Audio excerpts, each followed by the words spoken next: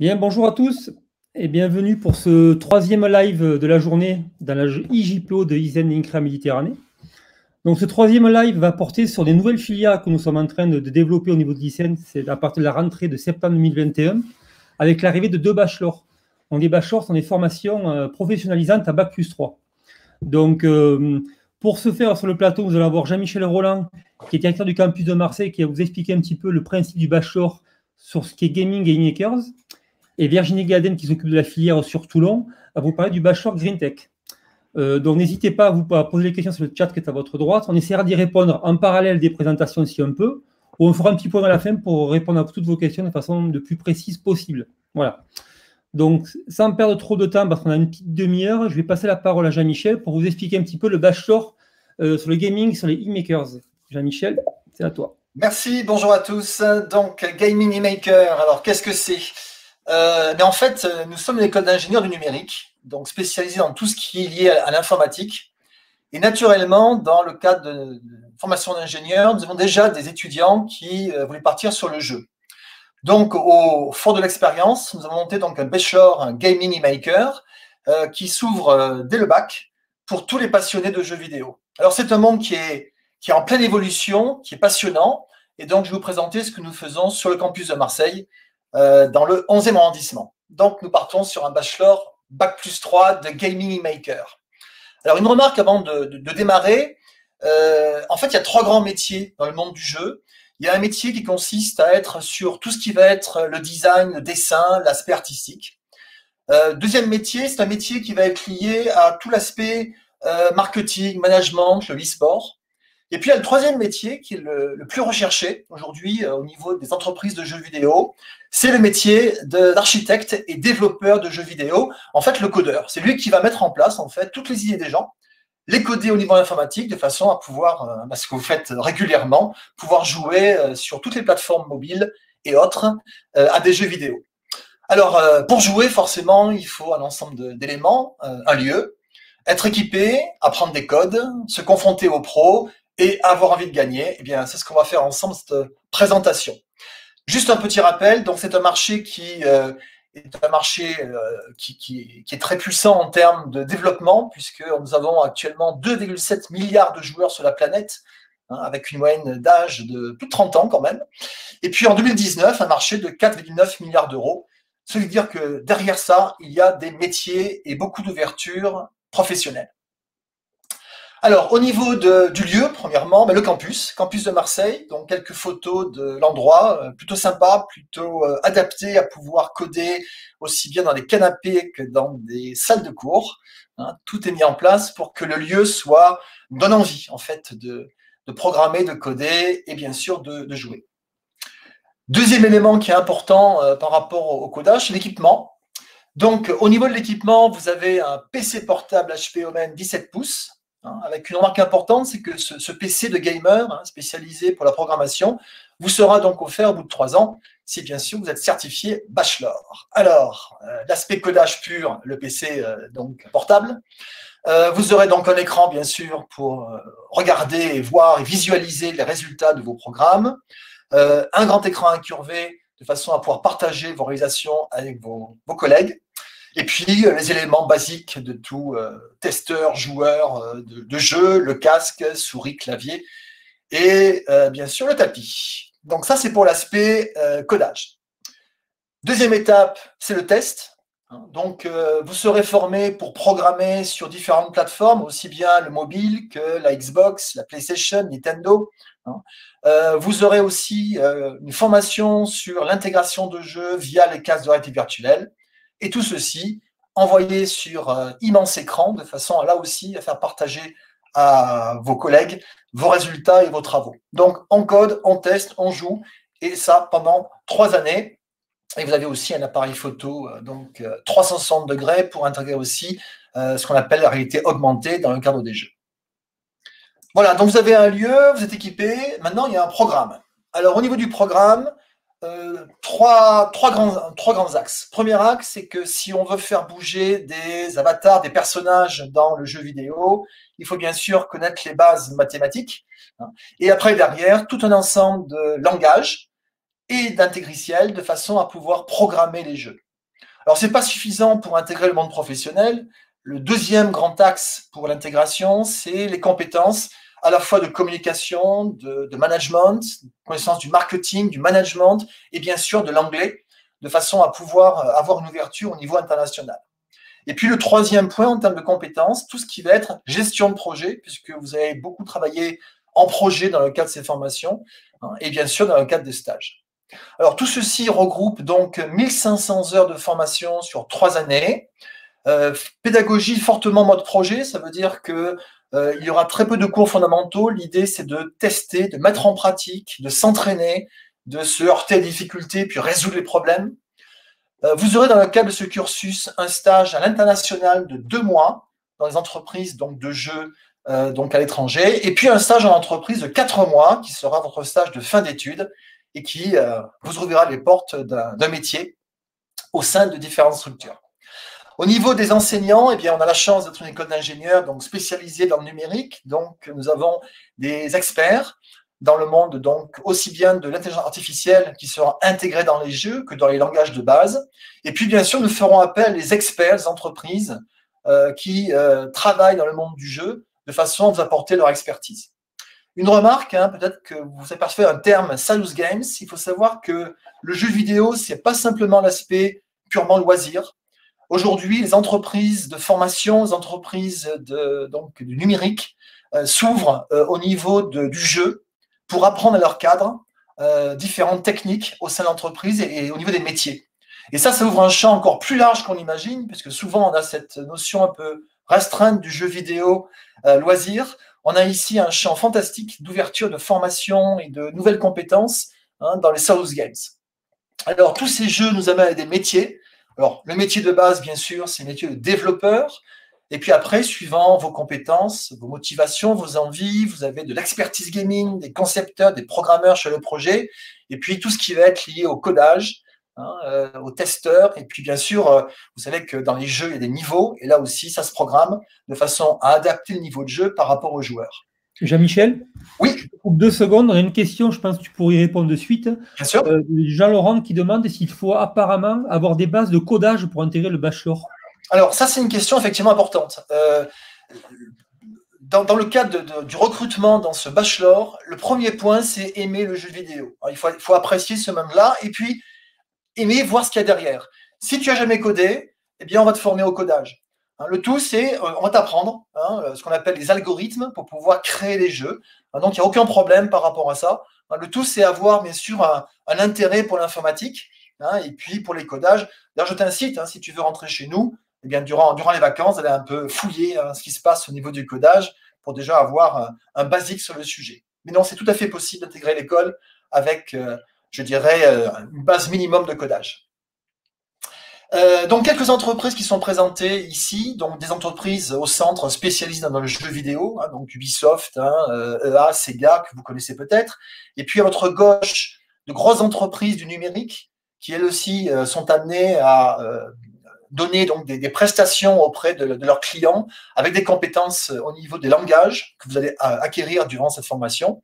Et puis, de l'autre côté, des grands groupes aussi qui sont vraiment là dans le jeu, dans la production de matériel aussi, comme Sony, Microsoft, Apple, qui aussi ont besoin forcément de compétences dans le monde du gaming.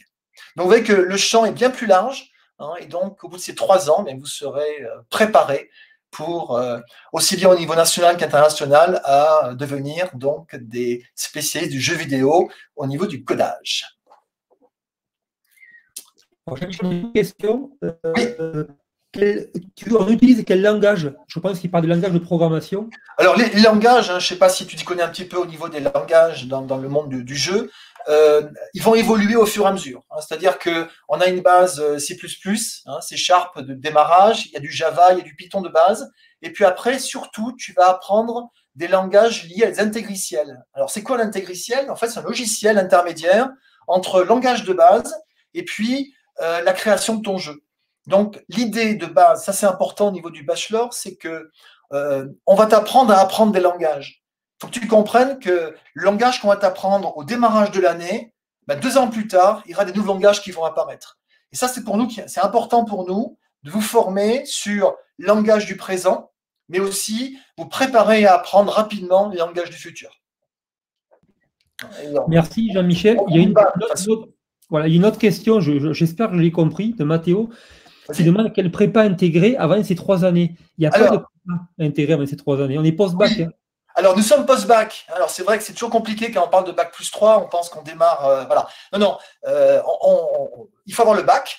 Hein, et ce qui est intéressant, c'est que quel que soit ton bac, tu peux intégrer le bachelor, hein, sachant que ce qui est important pour nous, c'est l'intérêt pour le jeu, l'intérêt bien sûr pour l'informatique, et pourquoi pas une pratique de codage. À partir de ça, eh bien, tu peux intégrer le bachelor. Le processus d'intégration se fait sur, comme c'est écrit, donc Parcoursup. Dans Parcoursup, tu vas choisir donc Puissance Alpha. Et puis après, c'est dossier et entretien. On est vraiment lié à ces deux aspects, technique, motivation, et puis bien sûr tes résultats. Donc, on est bien d'accord, c'est bac plus 1, bac plus 2, bac plus 3, et tu sors avec un niveau, donc licence, bac plus 3, avec ton bachelor. Ok, bah écoute, je pense qu'on a déjà fait le tour sur la première partie du bachelor gaming. On reviendra à la fin si vous avez d'autres questions par rapport à cette thématique-là. Merci Jean-Michel. Merci à tout le monde. Je vais passer la main à Virginie, qui là va vous présenter le deuxième type de bachelor qu'on ouvre cette année, c'est-à-dire le bachelor sur le Green Tech. Voilà. Donc Virginie, je te passe la parole. Merci David. Bonjour à tous. Donc moi je vais vous présenter le bachelor, donc la nouvelle formation que l'on ouvre sur le site de l'ISEN Toulon, qui est sur le Green Tech. Donc c'est une formation diplômante à bac plus 3. Donc qu'est-ce que le Green Tech? Le Green Tech, c'est l'association des nouvelles technologies dans le respect des objectifs du développement durable. Donc, le développement durable touche énormément de domaines, que ce soit le domaine des transports, de l'énergie, de l'agriculture, de la biodiversité. Donc, c'est vraiment pour devenir développeur et concepteur d'objets connectés pour le développement durable, puisque à l'heure actuelle, les objets connectés peuvent être une des solutions pour répondre aux objectifs du développement durable. Notamment, on le voit dans tout ce qui est les maisons connectées, comment réguler et réduire notre consommation énergétique, ou encore dans les transports, ou encore dans l'agriculture pour mieux suivre les productions. Donc, durant ces 3 années de formation, donc c'est 1500 heures de formation. Donc, vous voyez qu'il y a quand même 51% de formation sur les technologies du numérique, puisque l'objectif de ce bachelor, c'est vraiment de vous rendre capable de développer, de concevoir ces objets connectés. Donc, ça va de l'électronique jusqu'à de l'informatique, à des applications mobiles. Donc, il y a une grosse part de technologie numérique. Et puis, il y a quand même 17% de cours sur le développement durable, évidemment pour comprendre et connaître tous les enjeux qui sont liés au domaine du développement durable, que ça soit donc dans ce qui concerne l'agroalimentaire, les smart grids, l'économie verte, on va aller même jusqu'à la gestion des déchets, les villes intelligentes, les villes connectées. Donc voilà, c'est pour avoir une bonne base sur tout ce qui est environnement durable. Et puis, évidemment, beaucoup de gestion de projet, d'anglais, ce qui est indispensable. Et puis, c'est aussi une pédagogie sur projet, puisque tout au long de ces 3 ans, vous allez être amené à développer vous-même des projets innovants en collaboration avec des entreprises. Donc, il y aura également un stage à l'international de 2 mois et un stage en entreprise de 4 mois. Virginie, donc, cette formation… Virginie, juste un petit point avant de continuer. Ouais. Je reprends quelques questions. Même ça reprend un petit peu ce qu'a dit Jean-Michel tout à l'heure. Après un bac plus 3, peut-on poursuivre à l'ISEN? Donc, juste pour faire une petite parenthèse, c'est un bachelor professionnalisant. C'est un bachelor qui a vocation à ce que vous intégrez le marché du travail derrière. Vous pouvez intégrer avec un bac général, technologique, voire professionnel. Après, on ne s'interdit pas au cas par cas de pouvoir voir quelques dossiers pour continuer ensuite au niveau d'ISEN en bac plus 4-5. Et ce n'est pas l'objectif initial, mais on ne se l'interdira pas non plus. Voilà, c'est pour répondre à la question de Laetitia. Excuse-moi, Vir, vas-y. Je te redonne la main. Donc, cette formation Green Tech a lieu sur le campus de Toulon. Donc, le campus de Toulon, c'est un campus qui est en plein centre-ville, donc où vous avez tout à côté, que ça soit les résidences universitaires, tout ce qu'il faut pour se restaurer également, puisque vous avez un centre commercial à deux pas du campus. Et puis, évidemment, vous pouvez bénéficier du port, de la mer, et c'est une ville très agréable pour y vivre. Et puis, au sein du bâtiment, vous avez accès à un Fab Lab et à énormément de salles de laboratoire. Donc, comme vous pouvez le voir ici, le secteur des Green Tech, c'est un secteur en pleine expansion. Donc là, on vous a listé quelques entreprises. Donc, c'est vraiment un secteur à l'heure actuelle de niche, puisque la plupart des entreprises, c'était des startups qui se lançaient dans le développement durable. Et puis maintenant, évidemment, ça touche toutes les entreprises, tous les domaines. Maintenant, on a même des très grosses entreprises qui se lancent et qui travaillent là-dessus, notamment Thales ou Enedis, Engie, tous les grands groupes aussi liés au secteur de l'énergie, évidemment, se lancent dans la course pour la réduction de la consommation énergétique. Donc, les admissions, donc c'est une admission après le post-bac. C'est une admission sur Parcoursup via le concours Puissance Alpha, et donc c'est sur dossier et entretien de motivation. Donc, pour les entretiens de motivation, vous pouvez vous inscrire dès à présent sur notre site internet. Voilà. Merci Virginie. Alors, avant de vous poser 2-3 questions, je réponds à 2-3 questions qui sont sur le chat, celle de Paul Piga. À quel point le bachelor Gaming e-Makers, et je pense que Green Tech aussi, est reconnu par les entreprises ou l'État? Alors, pour les entreprises, c'est pas compliqué. Quand on a construit le bachelor cette année, on l'a fait avec les entreprises. Donc, c'est que ça correspond à un besoin sur le marché en ce moment, qui est d'avoir des filières à Bac+3 professionnalisantes. Donc, les entreprises sont OK par rapport à ça. L'État, on est en cours de l'habilitation avec la commission d'études de l'ingénieur. Donc, le dossier est en cours d'habilitation. On devra avoir la réponse au mois de juin pour une habilitation au même titre que le diplôme d'ingénieur. Voilà. Sauf que ça serait une formation à Bac+3, ce coup-là. Paul demande aussi, est-ce que Virginie ou Jean-Michel, vous pouvez répondre, est-ce que les stages sont-ils fournis par l'ICEN ou est-ce qu'il faut les trouver nous-mêmes? Alors, la réponse par rapport au stage, 2 étapes. La première étape, c'est qu'on est sur des bachelors de professionnalisants. Donc, il est important déjà que le stage que vous trouvez soit en adéquation avec votre motivation, votre besoin. Et après, si vous avez des difficultés à trouver, nous organisons, nous, des rencontres avec les entreprises qui sont en charge de stage. On a la chance que nous sommes donc depuis 30 ans dans la région PACA, et donc nous avons un tissu relationnel important au niveau des entreprises. Mais il est important aussi que vous ayez une démarche, vous, professionnelle, de recherche de stage. Bien sûr, vous y serez préparé, aussi bien au niveau du CV que de l'entretien, de façon à trouver ces stages. Donc, on vous aide, c'est sûr, et il faut aussi vous prendre en main.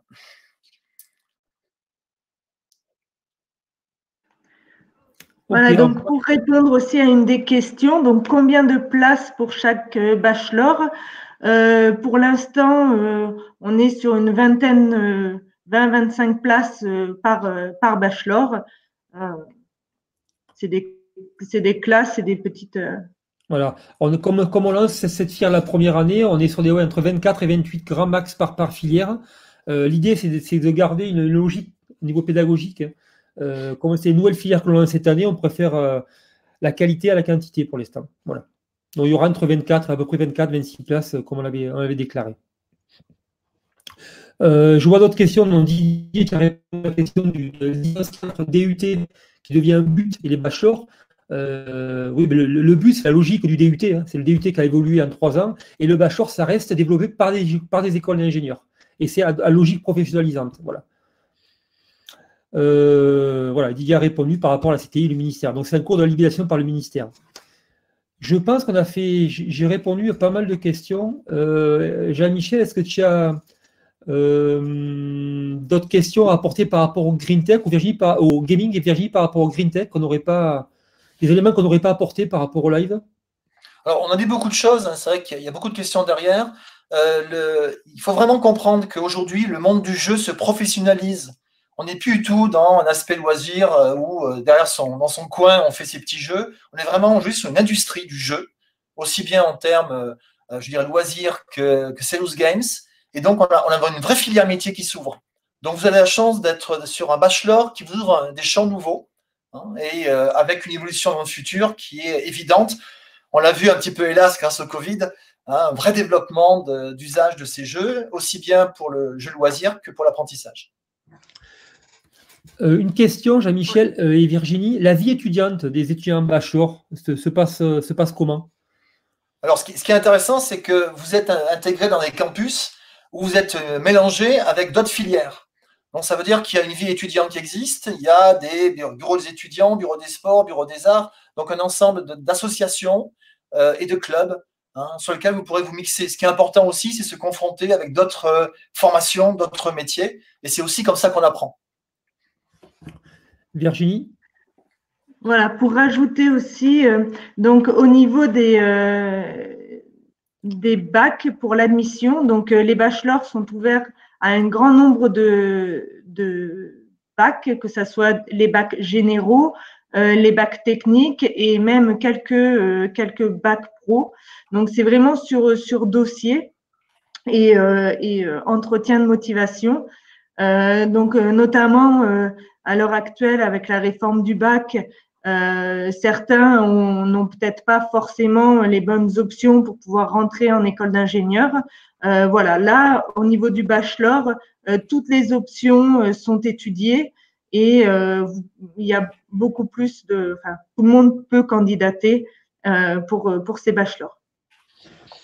Alors, je réponds à 2-3 questions au fur et à mesure. Jean-Michel, on a une question de Laetitia. Par rapport à l'offre Ingé Média, vous êtes plus sur l'aspect développement que sur l'aspect communication? Oui. Voilà, j'ai répondu dans le chat. Hein. Okay. Effectivement, notre spécialité, c'est le numérique. Hein, et Ingé Média ne fait pas de formation que nous faisons, hein, dans le Maker. Ils sont vraiment liés à la com. Hein. D'accord. Alors, une autre question par rapport, je vais passer par les questions au niveau des notes de première de terminale. Nous, ce qu'on vous demande pour l'instant, par rapport à votre dossier, qui est pour intérêt, il faut dossier plus entretien, il faut avoir fait au moins une filière scientifique en première. Voilà, c'est ça qui est important. Après la note, je ne peux pas répondre à la question, est-ce que 12 c'est suffisant? Un élément qui est important, c'est la motivation par rapport aux filières. Il y a peu de place, donc on va être assez vigilant par rapport à la motivation de l'élève. Voilà. Et bien sûr, les notes rentrent aussi en compte, mais il n'y a pas que ça du tout. Alors, pour le gaming maker, c'est clair que si vous arrivez avec un dossier avec déjà une habitude de programmation, de codage, vous avez fait des jeux, forcément, c'est un plus important pour intégrer notre bachelor, c'est clair. Je pense qu'on a fait un petit peu le tour des questions. Je relis rapidement tout ce qu'on avait. J'essaie de suivre le chat en même temps, je suis désolé. Donc, si les questions sont... je pense qu'on a fait le tour. On va vous proposer, pour clôturer ce live, où il nous reste encore 3-4 minutes, de lancer une vidéo sur la journée de cohésion. Ça vous permettra un petit peu de voir, d'avoir la perception de ce que c'est l'univers de l'ICEN dans nos locaux. Et on espère qu'on a répondu à toutes vos interrogations. N'hésitez pas, vous pouvez prendre des rendez-vous sur les lives qui sont à vos dispositions toute la journée, et sur la plateforme aussi de l'ISEN Méditerranée. Voilà. Je vous souhaite une bonne journée et à très bientôt. Merci, à bientôt les gamers. Merci, au revoir.